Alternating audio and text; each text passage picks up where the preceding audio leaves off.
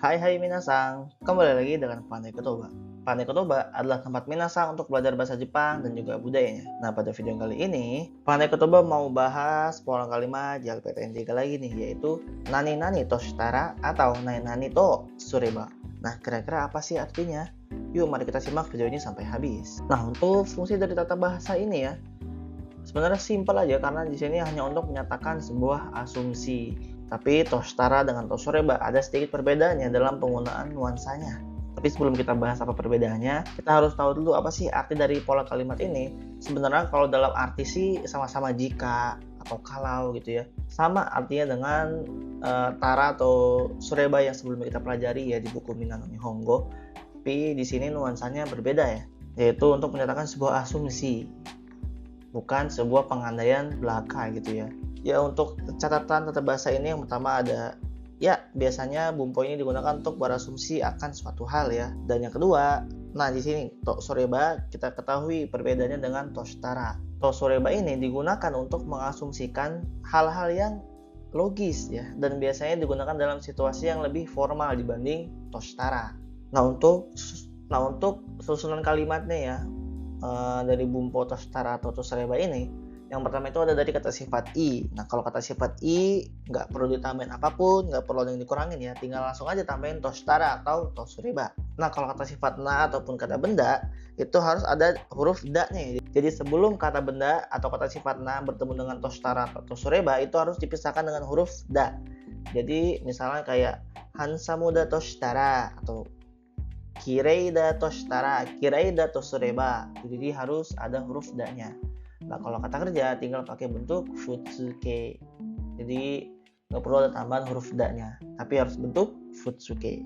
Nah, di sini kita ada contoh kalimat ya buat pola kalimat ini. Yang pertama, kono sushi wa takai to shitara ii shokuzai de sukurareru kamo. Kono sushi wa takai to shitara ii shokuzai de sukurareru kamo. Ya, artinya, jika sushi ini mahal, mungkin dibuat dari bahan yang berkualitas. Nah, di sini kita berasumsi nih ya, kan sushinya ini mahal nih harganya. Kita berasumsi bahwa sushi ini dibuat dari bahan-bahan yang berkualitas, makanya harganya mahal. Seperti itu. Kita next untuk contoh kalimat kedua. Nah, di sini ada contoh kalimat lagi ya. Hannin ga nigeru to sureba, zettai ni shizuka na basho ni nigeru daro. Hannin ga nigeru to sureba zettai ni shizuka na basho ni nigeru daro. Artinya, jika pelakunya kabur, pasti dia kabur ke tempat yang sepi. Nah, di sini adalah suatu asumsi yang logis gitu ya. Jadi ketika kita berasumsi nih, ya biasanya kan kalau orang kabur nih pasti ya, atau biasanya kabur ke tempat-tempat yang sepi yang dimana nggak ada orang, karena buat ngumpet gitu ya. Kita next, ada lagi nggak ya? Nah, di sini ada lagi contoh kalimat. Sore ga hontou da to sureba ookina mondai ni narimasu yo. Sore ga hontou da to sureba ookina mondai ni narimasu yo. Jika benar begitu, maka ini akan menjadi masalah yang besar. Nah, kesimpulan dari pola kalimat nai nani to shitara, nai nani to sureba, yang pertama itu digunakan untuk berasumsi dan juga berpikir secara logis. Jadi kalau kayak misalnya pengandaian ya, yang memang halu lah ya dalam tanda kutip, itu jangan pakai pola kalimat toshitara atau tosoreba, tapi pakai aja yang nai nani tara ya, yang udah kita pelajarin di N5 ya, alias di buku Minano Nihongo kalau tidak salah. Nah, sebelum kita akhiri videonya, ada sedikit kuis buat minasang nih ya.